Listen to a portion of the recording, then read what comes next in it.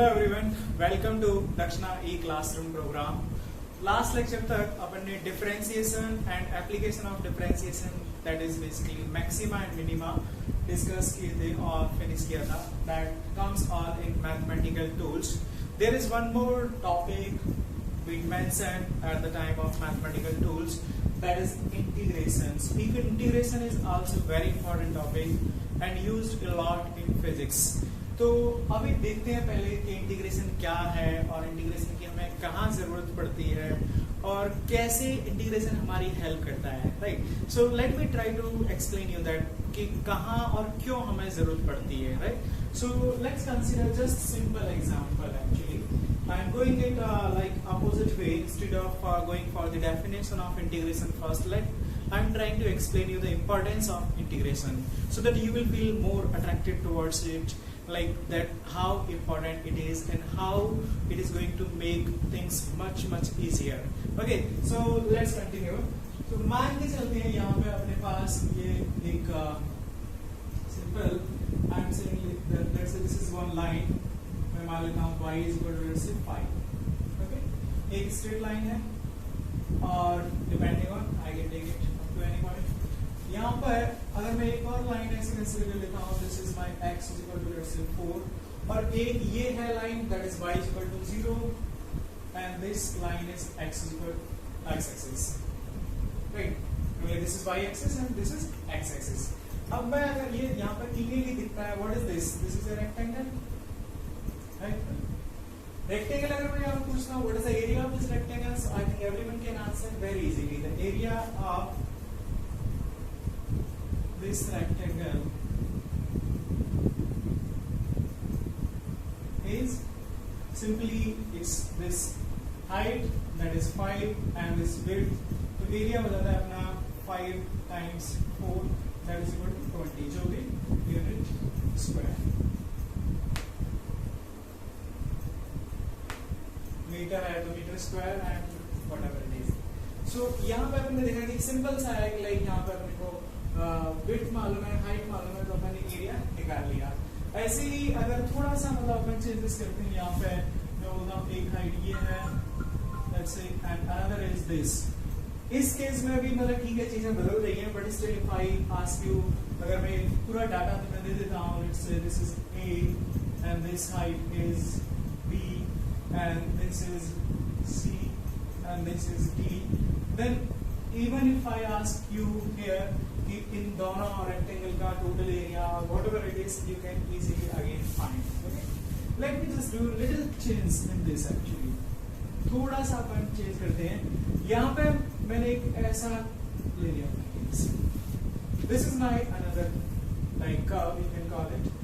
ये मेरा y axis हो गया, x एक्सिस हो गया और इसमें कर्व को एक फंक्शन से रिप्रेजेंट कर सकता हूँ, y is equal to some f of x। ये कर्व मेरा एक फंक्शन रिप्रेजेंट कर रहा है, right. Now I am asking,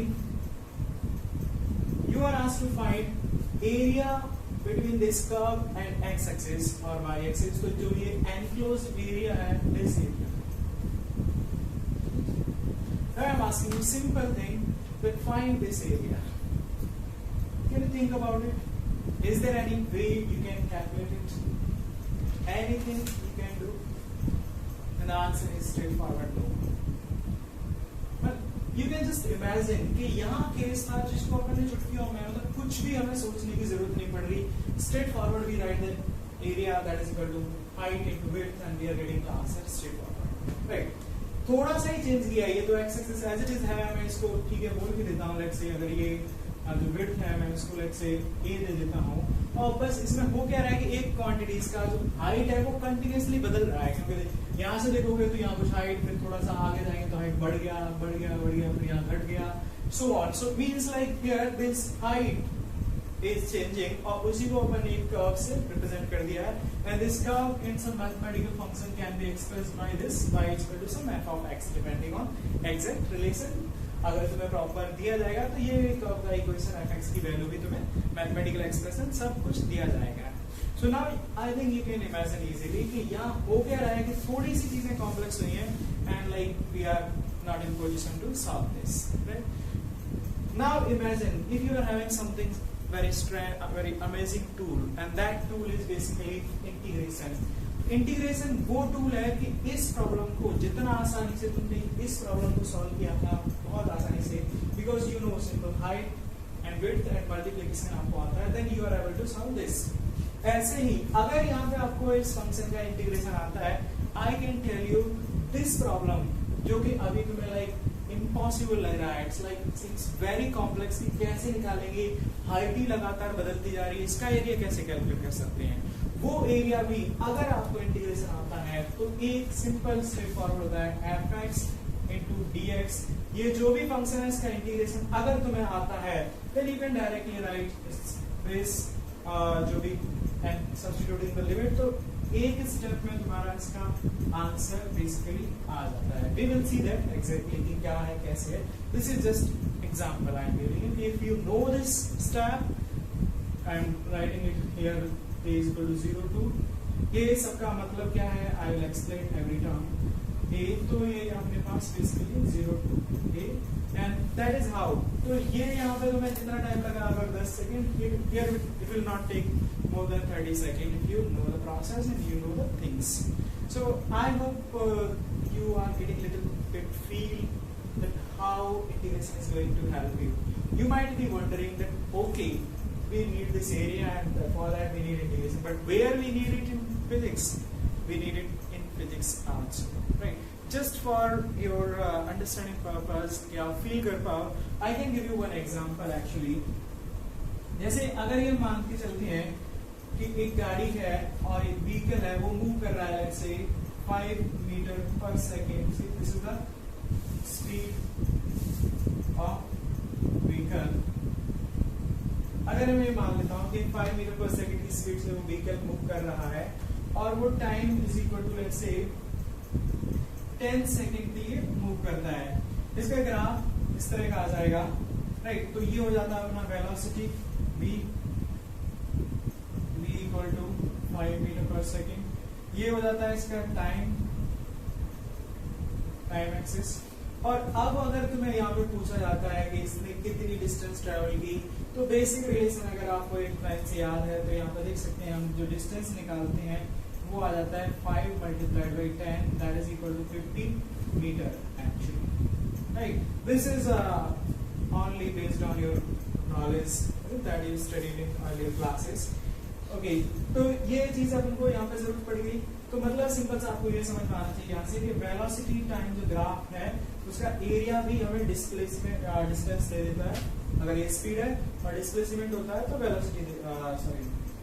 velocity होता है तब वो डिस्प्लेसमेंट दे देता है एरिया.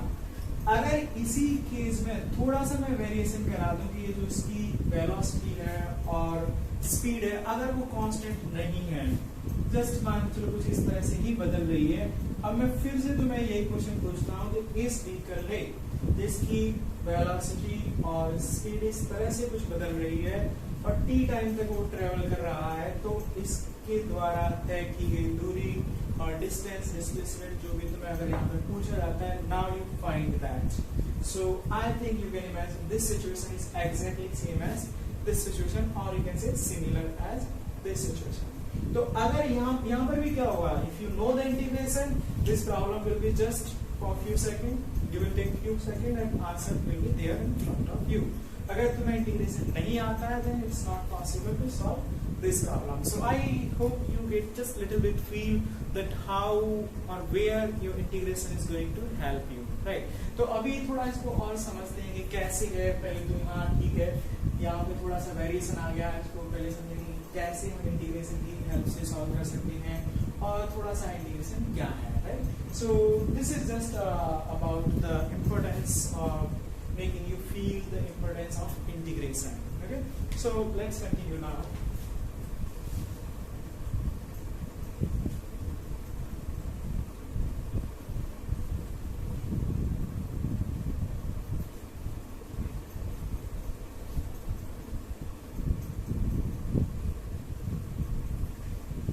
देखो अभी अपने लास्ट क्लास तक बेसिकली डिफरेंशिएशन पढ़ा.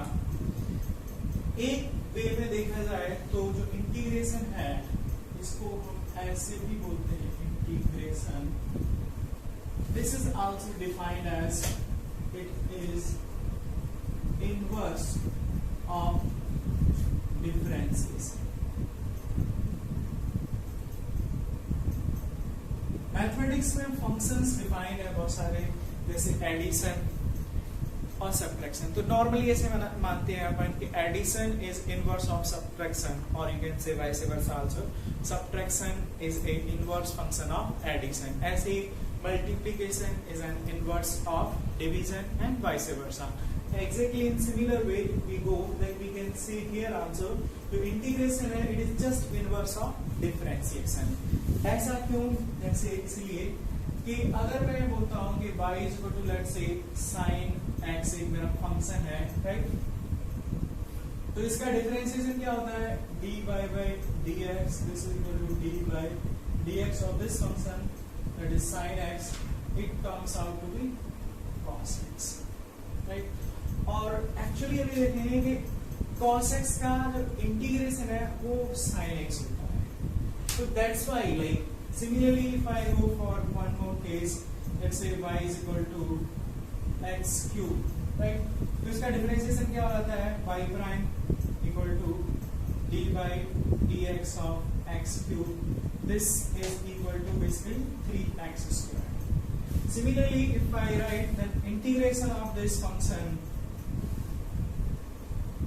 ये अभी अपन समझेंगे रूल्स की कहां से कैसे आता है।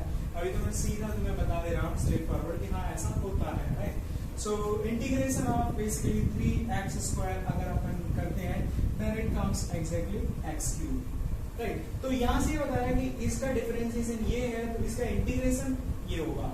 तो इसीलिए क्या हो रहा है, integration and differentiation they are inverse of each other. जैसे addition, subtraction, division, multiplication, similar way integration and differentiation are also considered as inverse function, और एक दूसरे के अपोजिट फंक्शन कंसीडर किए जाते हैं, मानते हैं बेसिकली।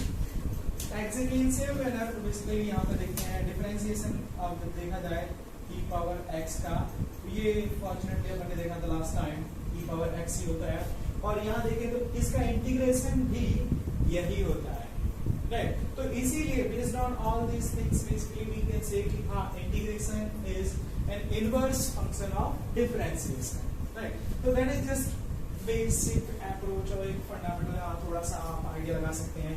कभी कभी कई प्रॉब्लम में आप चेक करके देख सकते हैं कि अगर आपको पूछा गया है इंटीग्रेशन, तो आप ये देख लो कि हाँ उस जो तुमने इंटीग्रेशन किया उसका डिफरेंशिएशन वही ओरिजिनल फंक्शन आ रहा है कि नहीं। जैसे जस्ट सिंपल एग्जांपल के लिए मैं बोलता हूँ let's say y is equal to 3x square, ये मेरा हो गया एक फंक्शन है ना। इसका डिफरेंशिएशन मैं कर सकता हूँ y प्राइम, ये कितना हो जाएगा बेसिकली 6x, राइट?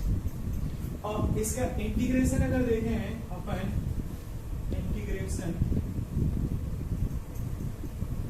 हालांकि इसकी जरूरत नहीं थी हमको 6x की, इसका इंटीग्रेशन देखें तो ये कितना आता है basically, this is x cube, right? मतलब ये अपना फंक्शन है, इसका इंटीग्रेशन अपन कर रहे हैं, ये x क्यूब आ रहा है। अब चेक करने के लिए अपन को क्या करना है, इसका डिफरेंशिएशन हम करेंगे। अगर डिफरेंशिएशन हमारा यही आ रहा है तो इसका मतलब ये सही है। Just for like verification purpose आप कहीं देख सकते हो, चेक करके देख सकते हो कि ये अपन ये कहां से आया, from the rules we will discuss. तो एक तरीका बता रहा हूँ कि इस तरह से भी अपन सोच सकते हैं, चीजों को कनेक्ट कर सकते हैं। तो इसका जो इंटीग्रेशन है by rules we will study, तो वो ये आता है। और यहाँ पे हम देख सकते हैं कि हाँ ये इंटीग्रेशन सही कब है कि अगर इसका डिफरेंशिएशन ये ओरिजिनल फंक्शन आ जाए तो यहाँ पे देख सकते हैं डिफरेंशिएशन तो अभी तक अपन पढ़ चुके हैं। इसका डिफरेंशिएशन करेंगे तो क्या आएगा 3x स्क्वायर, तो इसका मतलब ये इंटीग्रेशन सही है, राइट ना? Just one in case you require somewhere, then you can check it by this way also. Okay, so another important thing actually here, देखो अपन को पता है कि कांस्टेंट फंक्शन का डिफरेंशिएशन क्या होता है, 0, right? Means differentiation of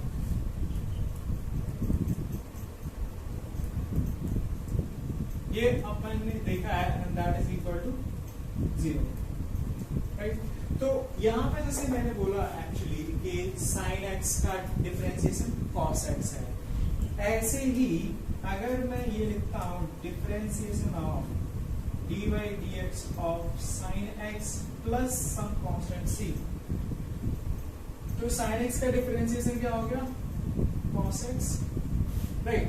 c का डिफरेंशिएशन क्या हो गया 0, और by this definition that integration is inverse of differentiation, तो इसका डिफरेंशिएशन ये है, तो इसका इंटीग्रेशन क्या हो जाएगा, ये क्वांटिटी आएगी, right.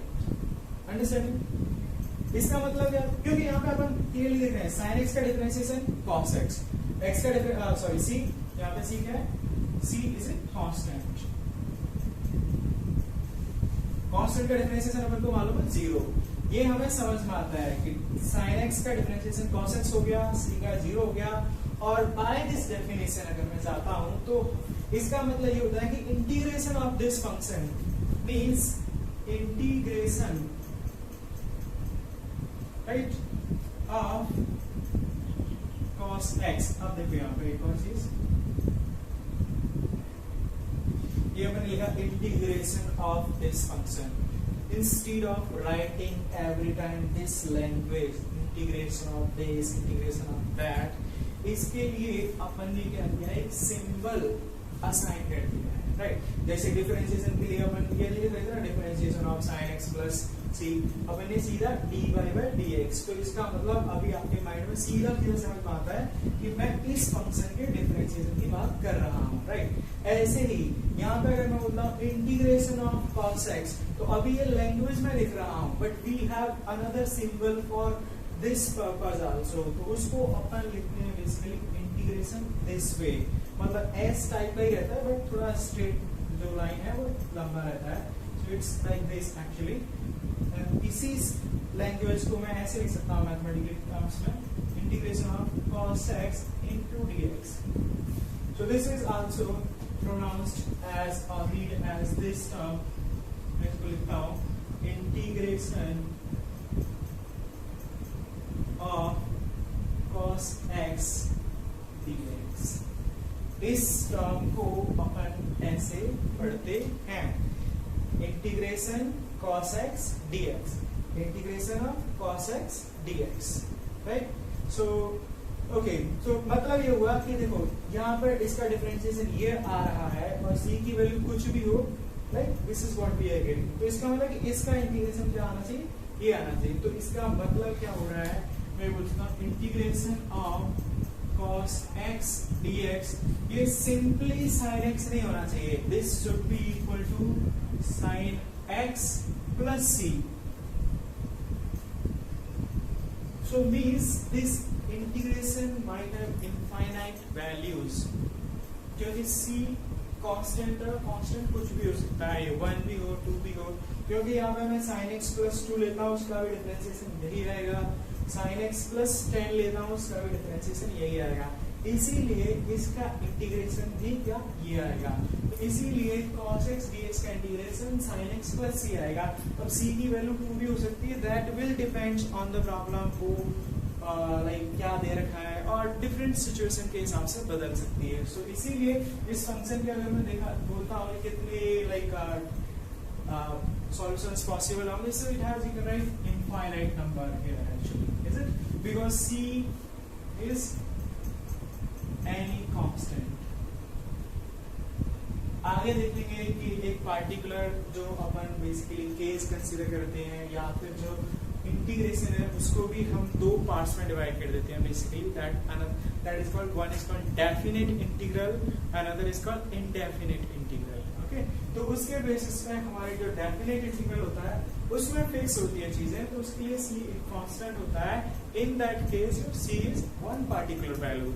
For indefinite integral, c can have any number of values, so that's why ये तो constant होगा, but this can take any number of values. So effectively, I can take this quantity can have infinite number of cases or infinite number of solutions. Right. तो अभी मैंने इसका ये जो definition था उसको एक्सप्लेन करने का कोशिश किया कि integration it is considered as inverse of differentiation, right. इसको अपन ने देखा कि हाँ y equal to sin x है, इसका अपन डिफरेंशिएशन ये हमें मालूम है क्योंकि अपन ने लास्ट क्लास तक डिफरेंशिएशन के बारे में बात किया था। ऐसे ये इसका डिफरेंशिएशन हमको मालूम है, तो इसका डिफरेंशिएशन मालूम है, तो बाय डेफिनेशन इनका इंटीग्रेशन होगा वो ये हो जाएगा, इसका इंटीग्रेशन होगा वो ये हो जाएगा, इसका इंटीग्रेशन होगा वो ये हो जाएगा। ऐसे ही ये फंक्शन है, इसका बेसिकली इंटीग्रेशन ये है, तो इसका डिफरेंशिएशन भी ये हो जाएगा, करेक्ट ना। So I think this should make sense to you. और यहाँ पे दूसरी चीज एक और फिर हमने देखने की कोशिश की कि क्योंकि हमें मालूम है डिफरेंशिएशन ऑफ कांस्टेंट फंक्शन क्या होता है, जीरो होता है, राइट। तो अगर मैं डिफरेंशिएशन ऑफ ये फंक्शन की बात करता हूँ, differentiation of sin x plus c तो क्या है, कांस्टेंट है, तो इसका डिफरेंशिएशन ये आएगा। तो इसका मतलब ये होता है by this definition inverse of differentiation, इसका इंटीग्रेशन क्या हो जाएगा, ये हो जाएगा, मतलब cos x का इंटीग्रेशन ये। So then we can write this basically. Another thing that I mention here is जो इंटीग्रेशन ऑफ दिस लिखने की बजाय हमने एक सिंबल एक कंसीडर कर लिया मैथमेटिकल टर्म्स में, प्रॉपर इसको सिंबल असाइन कर दिया गया। So instead of writing this in language we write it this way, this is integration symbol, और इसको लिखते हैं इंटीग्रेशन cos x dx। ये भी क्या है, थोड़ा सा इसको भी आगे समझेंगे। अभी अपन इसको सिंपली पढ़ते हैं, इंटीग्रेशन cos x dx, और you can write it also integration of cos x dx। तो बाय यूजिंग दिस रिलेशन अपन बोल सकते हैं क्योंकि इसका डिफरेंशिएशन ये है, तो इसलिए इसका इंटीग्रेशन क्या हो जाएगा, integration of cos x dx is sin x plus c, where c is some constant, right? So that is another way of looking at integration. You can write it, it's just inverse of differentiation. Okay, तो थोड़ा आप इसके बारे में देखते हैं।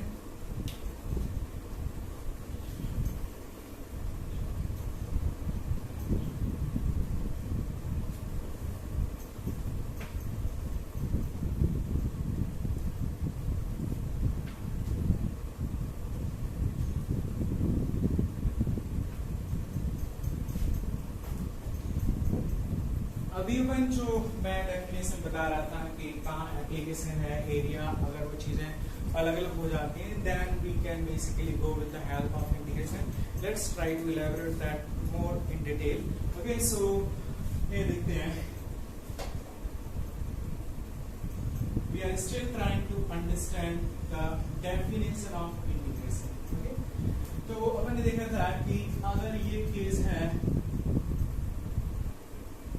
Right, ये अगर हाइट को मैं this I am taking a, this I am taking b, right, this y axis, x axis, then area of this rectangle can be written as a times b, right। यहीं पे अगर situation थोड़ी सी different हो जाती है, this y x और ये कुछ इस तरह का है, और इसको मैं लिखता हूँ y is equal to f of x, एक मैथमेटिकल फंक्शन से अपन इसको रिप्रेजेंट किया, डिपेंडिंग ऑन सिचुएशन वो तुम्हें एग्जैक्टली दिया जाएगा। तो अब अपना जो यहाँ पे मेन ऑब्जेक्टिव है वो है कि हाँ इस तरह की सिचुएशन में हम कैसे इसका जो एरिया होगा, लाइक यहाँ तक की मैं बात करता हूँ ये ग्राफ में, तो ये एरिया मैं कैसे निकाल सकता हूँ, राइट। अब try to understand that clearly. Okay, देखो इसमें करते क्या है बेसिकली, यहाँ पे क्या किया मैंने, बेसिकली ये जो पार्ट है ना यहाँ से 0 से x तक, मैं इसको बहुत सारे पार्ट्स में, छोटे छोटे पार्ट्स में ब्रेक कर देता हूँ। कैसे, जैसे ये एक, ये 2 3, ऐसे मतलब इसको बहुत सारे पार्ट्स में, ये तुम्हें दिखाने के लिए मैंने अपने बड़े बड़े पार्ट्स किए। एक्चुअली जो पार्ट रहता है, ये जो लेंथ है that is almost tending towards 0, मतलब दिस लेंथ और I will write this weight, basically this weight, अभी ये बड़ी है, दिख रही है तुम्हें क्लियरली। अगर मैं जो प्रैक्टिकल केस में लेते हैं वो अपन बहुत छोटी लेते हैं, means it's almost coinciding, the difference you can't find, तो ये this weight is almost tending towards 0।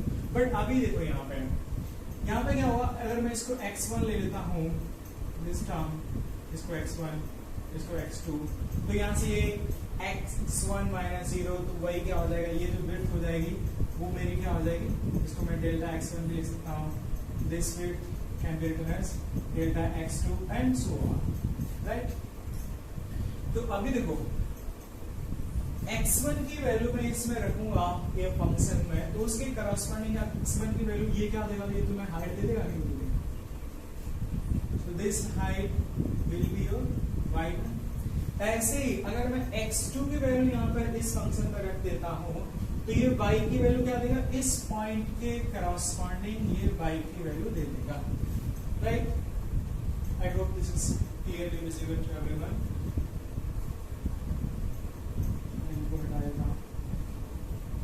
मैंने ये जो फर्स्ट वाली विड्थ थी उसको मैंने डेल्टा x1 ले लिया इस, और जो सेकंड विड्थ है उसको डेल्टा x2 ले रहा हूँ, और ये जो पॉइंट है मेरा x1 है, ये पॉइंट मेरा x2 है।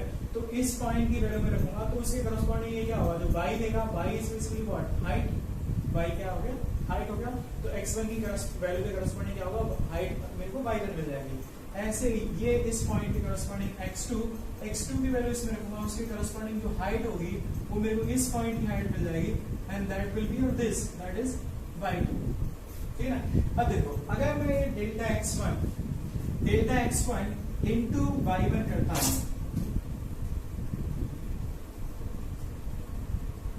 Times y1, what is this quantity? Can you just imagine? This quantity is actually this area, right? लेकिन यहाँ पे देख सकते हैं ये एरिया तो प्रॉपरली सही नहीं है ना, क्योंकि इस केस में क्या हो रहा है, ये जो x, ये अपना पार्ट तो जो है एक्चुअली में यही तक है, लेकिन इसने तो इसको भी कंसिडर कर लिया, दिस पार्ट, ये जो ये वाला एरिया है, it is considering that too. तो मतलब वो क्या रहा है इसमें कि अपन ने क्या किया, जो पूरा रीजन था उसको छोटे छोटे ट्रायंगल रेक्टेंगल्स में डिवाइड कर दिया। गुड, छोटे छोटे रेक्टेंगल्स में डिवाइड कर दिया। तो ये छोटा रेक्टेंगल है, हाँ, तो इसका एरिया मैं लिख सकता हूँ ऐसे, ये वाला छोटा रेक्टेंगल, इसकी विड्थ हो जाएगी डेल्टा x2 इंटू इसकी हाइट हो जाएगी y2। तो ऐसे मैं हर एक रेक्टेंगल का एरिया लिख सकता हूँ in similar way. But the problem is that कि इसमें जो आंसर आ रहा है वो भी अपना सही नहीं है। देखो यहाँ पे क्या हो रहा था, अगर ये मेरा सिचुएशन है,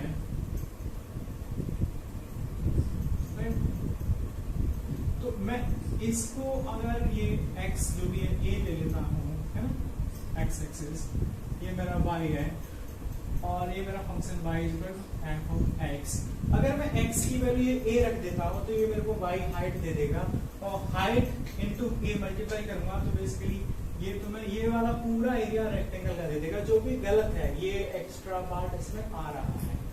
समझ में आ रही चीजें। यहाँ पर अपन ने क्या किया, इस जो पार्ट को हम थोड़ा छोटा कर दिए, क्योंकि अभी अपन ने क्या किया, इसको अगर मैं देखो यहाँ तक लेता हूँ तो अभी पहले जो अपना एरिया आ रहा था वो पूरा आ रहा था इतना, ये पर जो एक्स्ट्रा पार्ट कवर हो रहा था वो ये पूरा हो रहा था। अभी मैंने क्या किया, इसको थोड़ा ज्यादा पार्ट्स में ब्रेक किया, तो अभी देखो क्या होगा, इस सिचुएशन में यहाँ तक ये एक्स्ट्रा कवर कर लिया, और यहाँ के लिए देखेंगे तो ये यहाँ तक का पूरा एरिया ये ले लेगा। तो इस केस में क्या होगा, बेसिकली ये जो इतना एक्स्ट्रा एरिया आ रहा है वो अपन ने क्या कर दिया, जो पहले ज्यादा था, अगर इसको हम गलती देखें या एरर देखें अपना डेविएशन, तो पहले ये पूरा आ रहा था यहाँ तक का, ये भी इंक्लूडेड था। अब इसको छोटा पार्ट्स करने से क्या हो रहा है कि ये जो एरर था, ये अपना जो गलती थी, एक्स्ट्रा पार्ट आ रहा था, वो थोड़ा कम आ रहा है अब भी, एरर अभी भी है, गलती एक्स्ट्रा पार्ट अभी भी है, एक्स्ट्रा पार्ट अब ये है और ये है, बट ये जो इतना एक्स्ट्रा पार्ट बने, जो पहले सिंपल केस में अगर हम ऐसा करते तो उस केस में जो आता उससे थोड़ा सा कम हो गया। So one thing is positive here, that जो एक्स्ट्रा पार्ट यहाँ पे आता, अगर हम ऐसा लिखते a this width into this height, simply y equal to f of a, तो height into width कर लेता, तो ये जो पूरा एक्स्ट्रा पार्ट आता उसकी बजाय यहाँ पे जो एक्स्ट्रा पार्ट आ रहा है वो क्या हो रहा है, थोड़ा कम आ रहा है, right. That is the positive thing here happening. तो जो एरिया है या एरर है, मतलब गलती है, ये थोड़ा सा मतलब यहाँ जितना रिजल्ट मिल रहा था उससे ज्यादा एक्यूरेट रिजल्ट हमें को यहाँ मिल जाएगा, राइट। दैट्स गुड थिंग, और वही अपने काम की चीज है ना।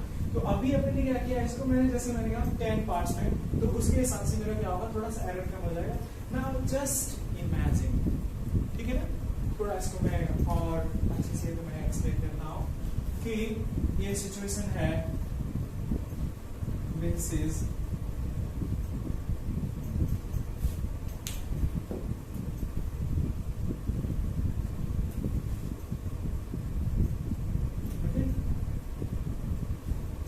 अभी अपन ने इनको ऐसे पार्ट्स में ब्रेक किया और ऐसे रेक्टेंगल अपन ने कंसीडर किया। ये अपना हो गया delta x1, this part delta x2। अपन ने इसको हाइट ये लिया, विड्थ ये एरिया कंसीडर कर लिए, कुछ अपन ने बेटर भी कर दिया सिस्टम को। नाउ जस्ट इमेजिन कि अगर मैं इसी ट्रायंगल को, सॉरी ये जो रेक्टेंगल है, इतने पार्ट को, just imagine, try to imagine it this, अगर मैं इस पार्ट को एक की बजाय 1000 पार्ट्स में ब्रेक कर देता हूं तो, right, try to imagine it. मैं इसको थोड़ा सा ऑन, ये ऊपर वाला पार्ट है ना, ये जो ये पार्ट है, इसको अपन जूम करके थोड़ा सा इधर देखने की कोशिश करते हैं, तो ये जो क्या होगा, अभी एक पार्ट है ये, राइट, अभी यहाँ पे सिचुएशन क्या हो जाएगी, ये कुछ ऐसे होगा और ये पूरा केस था। All it is just one rectangle. अभी मैंने क्या किया, इसी रेक्टेंगल को जब ये था तो अब ये यहाँ तक अपना एरिया कंसीडर करा था, मतलब इतना पार्ट एक्स्ट्रा आ रहा था। अब मैं क्या कर रहा हूँ, इसको फर्दर एक पार्ट की बजाय मैं इसको फिर से छोटे छोटे और पार्ट में ब्रेक कर दूं।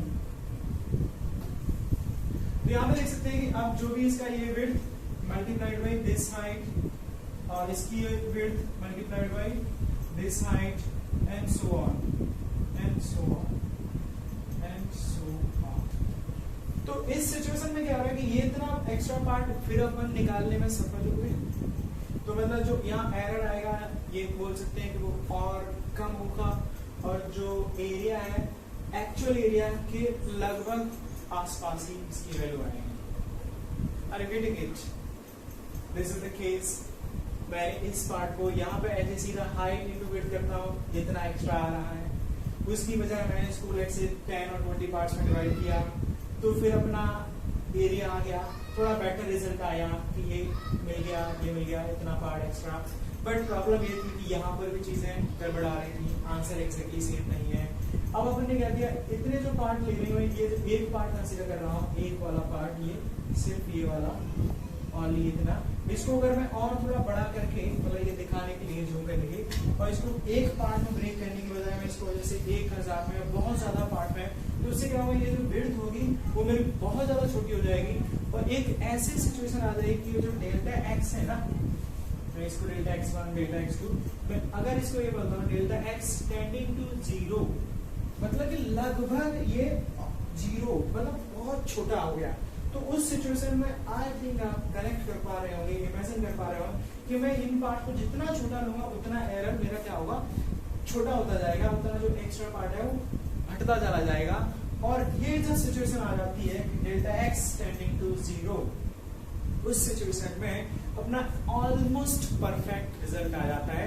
And when this is almost like becoming 0, तब उस रिजल्ट को अपन ऑलमोस्ट एक्यूरेट रिजल्ट मान लेते हैं, राइट। तो जैसे इस सिचुएशन में मैं एरिया लिखूंगा यहाँ पे, इन दिस केस, तो एरिया क्या हो जाएगा, this is y1 into delta x1 plus y2 into delta x2 plus so on and yn into delta xn।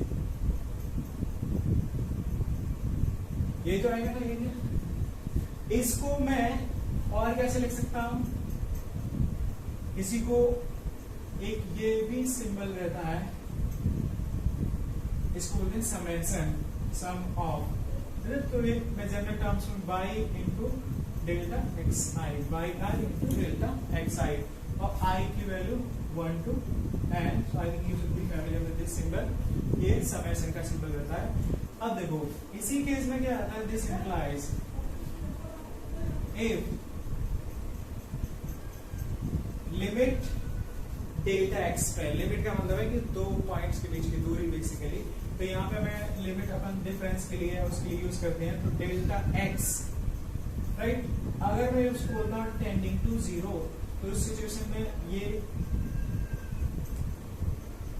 y into delta x. अब क्या हुआ यहाँ पे देखो, अगर ये थोड़ा बड़ा है तब तो हम आसानी से इसको सॉल्व कर सकते हैं, लेकिन यही जब ये डिफरेंस बहुत छोटा हो जाएगा तो इसके जो टर्म्स आएंगी that will be 1000 and lakhs. उस टाइम पे इस टर्म को सॉल्व करना है, exactly you are multiplying y into this, y into that, that will become very complex process।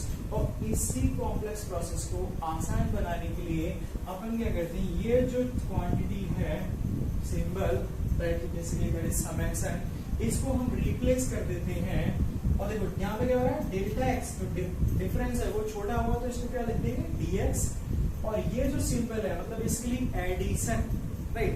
तो ये जो एडिशन का सिंबल है इसी को हम हटा करके रिप्लेस कर देते हैं इंटीग्रेशन से। तो इंटीग्रेशन क्या काम करता है बेसिकली, एडिशन का integrity, unity, that is also basically same meaning. So वो वहां से भी आता है। इंटीग्रेशन मतलब है एकता, बेसिकली मींस एडिशन। तो यहाँ जो एडिशन का काम, समेशन का काम है, वो एग्जैक्टली इंटीग्रेशन कर देता है। तो अपन ने क्या किया, ये जो ओरिजिनल पार्ट था उसको अपन ने बहुत छोटे छोटे पार्ट्स करके 1000 एंड लैक्स और मतलब बहुत ज्यादा पार्ट्स में ब्रेक कर दिया।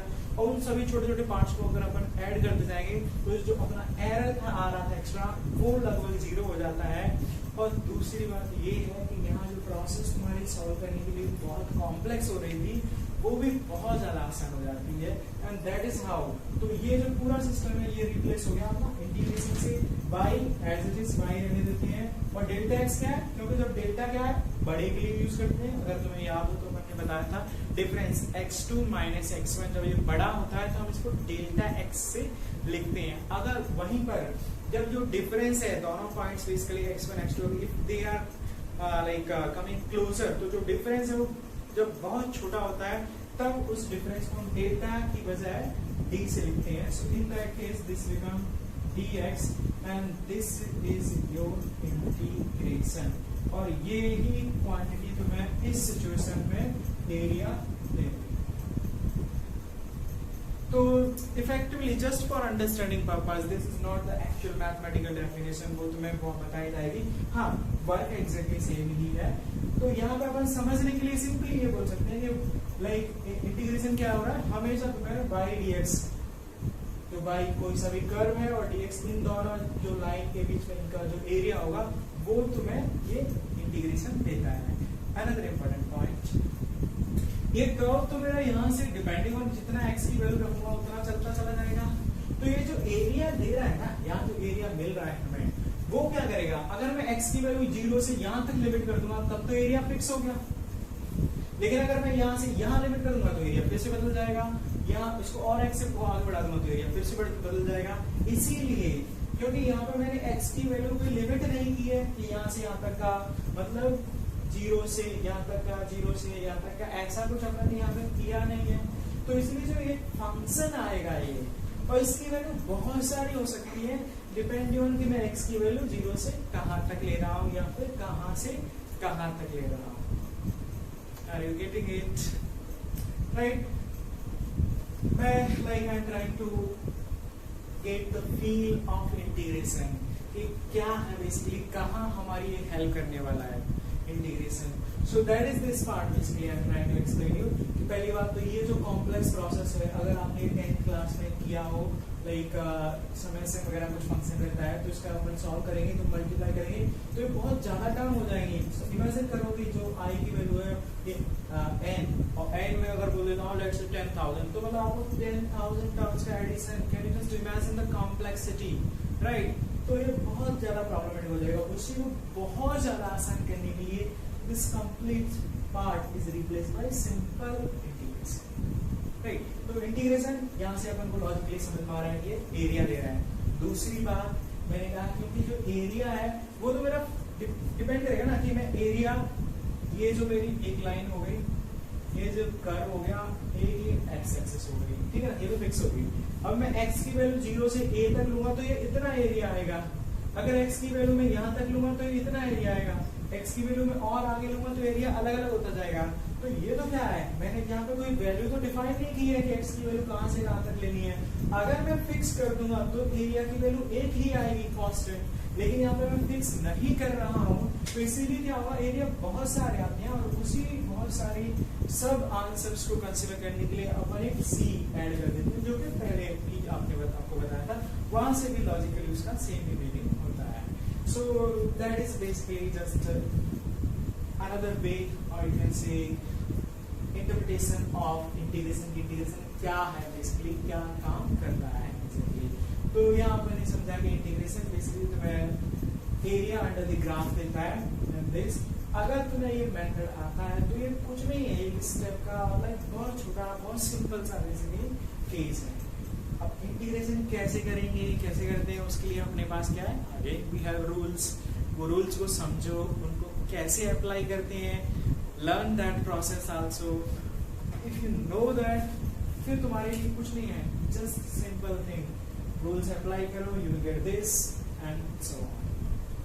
सो दैट इज हाउ इंटीग्रेशन बहुत ज्यादा यूज होता है फिजिक्स में। अपन जो फर्स्ट चैप्टर देखते हैं rectilinear motion, we will see there also कि फर्स्ट चैप्टर में ही अपना इंटीग्रेशन डिफरेंशिएशन आ जाते हैं। So that's why it's very important that you are understanding everything clearly कि इंटीग्रेशन क्या है, क्यों हमें पढ़ना चाहिए, और ये तुम्हारे लिए हेल्प करने वाला है। It's not going to create problem for you, it's not making your life complex, it's going to make your life easy, right? You can just imagine this। Next point is easy करने वाला है, तो थोड़ा तो मेहनत करना पड़ेगा, तो इसीलिए तुम्हें क्या करना है, जो रूल्स हैं उनको ढंग से समझो, उनको याद करो और उनको अप्लाई कैसा करना है वो अपन एग्जांपल के साथ साथ तुम्हें बताने की कोशिश करेंगे। Then follow that steps, follow that process properly and try to memorise that. Okay, इसको ऐसे ऐसे करते हैं, then you go with your logic, learn the process, try to memorise the process कि हाँ ऐसा ऐसा स्टेप फॉलो करते हैं। Don't jump on the direct like final step, then you will be like chances are there you will be making more mistakes, right? So this is all just interpretation of integration। Next we are going to see the rules of integration, और जो different अपने पास functions हैं भाई, कोई सारी function हो सकता है, तो उसका अपन integration कैसे करेंगे। तो जैसे differentiation में अपने पास बहुत सारे rules थे, वैसे ही integration में भी काफी सारे rules हैं, उनको अपन समझते हैं, and then we will be in position to find the integration of given mathematical function। So let's consider that।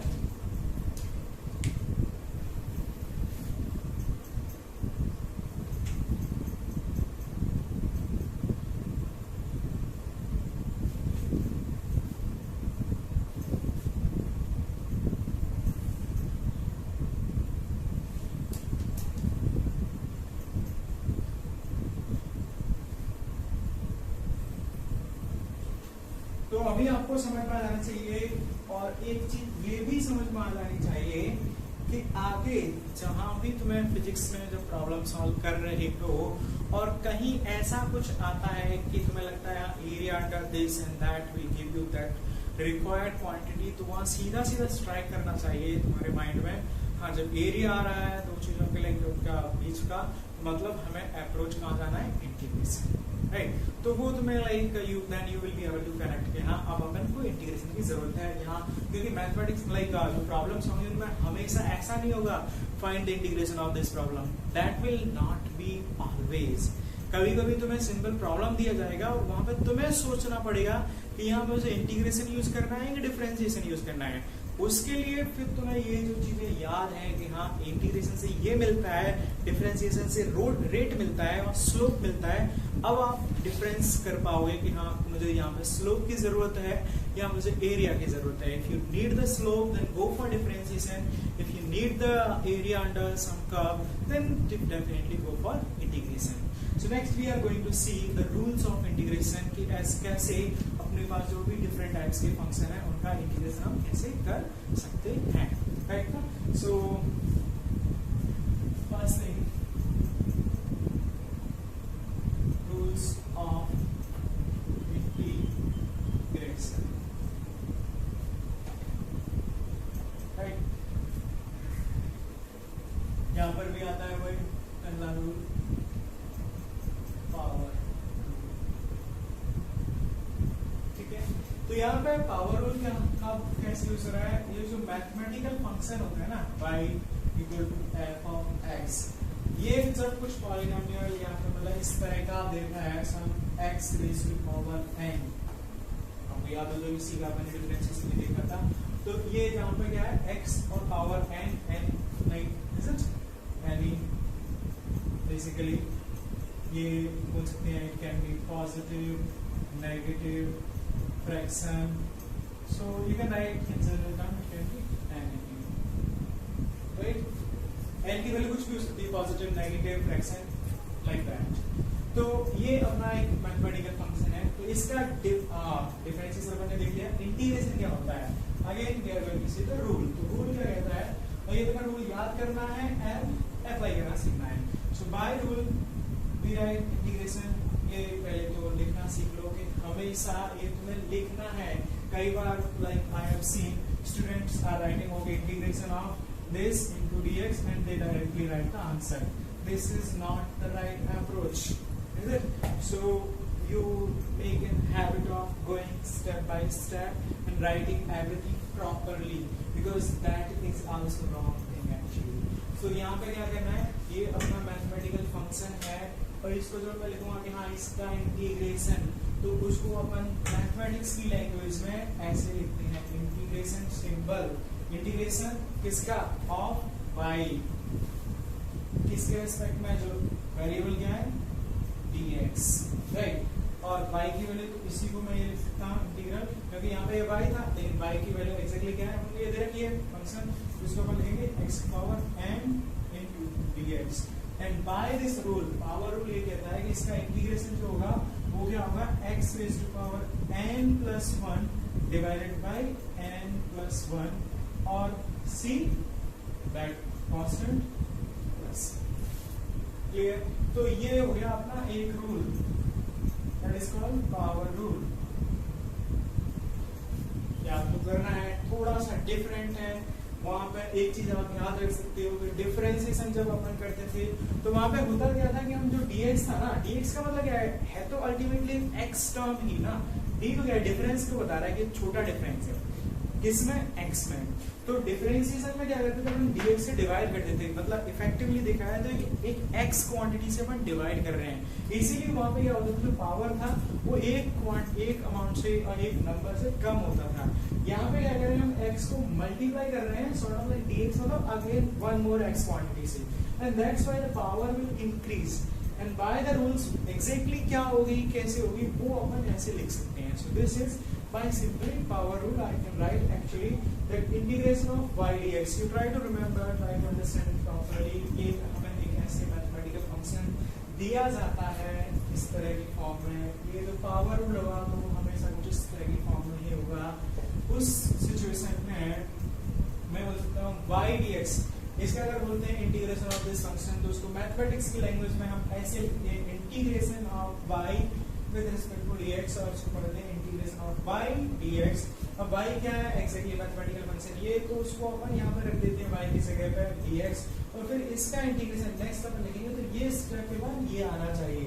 So try to follow this step properly, तो उसके बाद रिजल्ट अपना आता है ये। और c constant you must have been like understood this now that y c is there, so make a habit of writing c always 2, क्योंकि ये जब भी जरूरी है, because there are many or infinite number of possibilities, right? So this is one rule that we call example के लिए, जैसे अगर अपन कंसीडर करते हैं, मैं बोलता हूँ y is equal to simple x power 5, ये एक मेरा मैथमेटिकल फंक्शन है and I am asking you to find its integration, find its integration, right?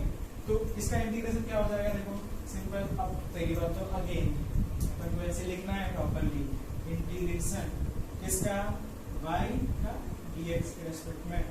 अब नेक्स्ट स्टेप, आप इस स्टेप को लाइक छोड़ सकते हो बस यू आर कॉन्फिडेंट। तो नेक्स्ट स्टेप y क्या है, x raise to power 5 into dx। अब देखो ये कहाँ से मैच कर रहा है, ये तो सीधा सीधा तुमको समझ में आ रहा है, x power n means this is something similar to this expression, तो इसका मतलब सीधा सीधा है कि यहाँ से पावर रूल लगेगा, और यहाँ तो अभी तो हमने एक ही रूल पढ़ा है तो यहाँ पे पावर रूल ही लगाएंगे और इसका इंटीग्रेशन क्या आ जाएगा, x raise to power n, n कितना है 5 plus 1 base divided by 5 plus 1 and plus ये कितना आ गया सॉल्व करके x की power 6 divided by 6 plus c। तो ये हो गया अपने इस फंक्शन का integration. So I think you can imagine easily, this is very easy, कुछ भी तो नहीं है इसमें, it's very simple. If you know the rule, you know the process, it's just one step, very straightforward. तो ये क्या आ गया अपना simple integration, right. So that is how we can apply power rule. Another case example, मान के चलते हैं y इज इक्वल टू, तुम्हें दे रखा है some x raise to power -3, है ना। तो ये यहाँ पर भी तुम्हें पूछा गया find its integration,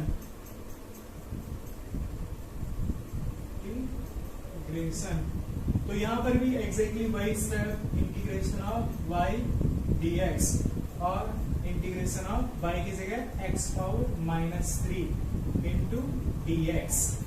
again power rule, power minus ही हो सकती है, तो इसका क्या आ जाएगा पावर -3। अगेन रिमेंबर दैट ये पावर कुछ भी है फिर भी हमें हमेशा +1 करना है, ऐसा नहीं है कि पावर माइनस में है तो माइनस करेंगे, just small step, you need to remember that. तो पावर जो भी है plus minus +1 divided by power +1 and plus c। तो ये सब होकर कितना आ गया, that is equal to basically x power -2 divided by -2 plus c. So this is your integration. Clear? Similarly,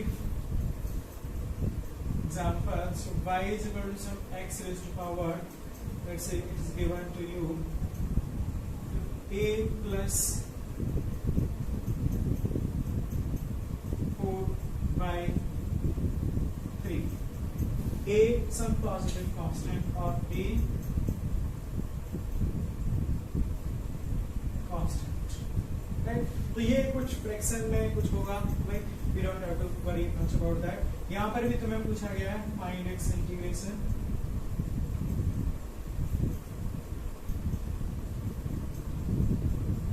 ये भी क्या हो जाएगा इंटीग्रेशन ऑफ y dx। यहाँ पे भी एग्जैक्टली सेम रूल अपन को फॉलो करना है, this is x raised to power a plus 4 by 3 this into dx। अब देखो यहाँ पे n क्या होगा, n will be this complete term will be your n। तो यहाँ पे क्या लिखेंगे x raised to power n, n कितना है a plus 4 by 3 plus 1 divided by n, n is equal to again a plus 4 by 3 plus 1 and plus c। तो इसको further simplify किया जा सकता है, and that comes out to be x raised to power a plus 7 by 3 divided by a plus 7 by 3 plus c। तो ये आ गया तुम्हारा इंटीग्रेशन। तो ये अपन ने देखा basic power rule. So up to now, basically we discussed about definition और meaning of integration के मतलब क्या है और कहाँ हमें जरूरत पड़ती है, कितना important topic है ये integration के लिए, आगे भी तुम्हें feel हो जाएगा, right? And it's going to help you a lot, so understand it properly। और फिर अपन ने जो mathematical expression के इसको कैसे exactly language में लिखते हैं, and then next part is rules of integration. तो रूल्स कई सारे रूल्स हैं, अपन ने आज अभी इसमें डिस्कस किया एक पावर रूल। तो power rule is basic simplest rule, you should be remembering that, it's very easy. अपन ने देखा and next we solve some example on power rule also. I am giving you these problems for practice, you try these problems exactly, in each case you are asked to find the integration of the following functions, okay? So try up to that and let's discuss next rules in the next lectures. Thank you for